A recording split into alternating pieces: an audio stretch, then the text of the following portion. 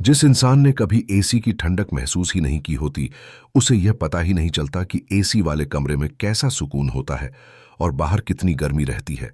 लेकिन जो व्यक्ति सिर्फ 5 मिनट भी एसी में बैठ जाए और फिर बाहर निकले, उसे तुरंत गर्मी महसूस होती है और एसी की ठंडक और उसकी कीमत का अंदाजा हो जाता है। यहां तक कि जो लोग हमेशा एसी में रहते हैं, वे अगर बिना एसी के रहें तो बीमार तक पड़ जाते हैं, क्योंकि उन्हें बाहर के तापमान की आदत ही नहीं होती। ठीक इसी तरह जो लोग नमाज नहीं पढ़ते, उन्हें यह एहसास ही नहीं होता कि नमाज में कितनी लज्जत, कितना सुकून और कितनी राहत है। यह बात तभी महसूस होती है जब कोई इंसान वाकई नमाज पढ़ना शुरू करता है। कुछ लोग ऐसे भी होते हैं जिन्हें नमाज की इतनी आदत हो जाती है कि अगर उनसे नमाज छूट जाए तो वे बेचैन और बीमार होने लगते हैं, ठीक वैसे ही जैसे एसी में रहने वाले लोग बिना एसी के परेशान हो जाते हैं।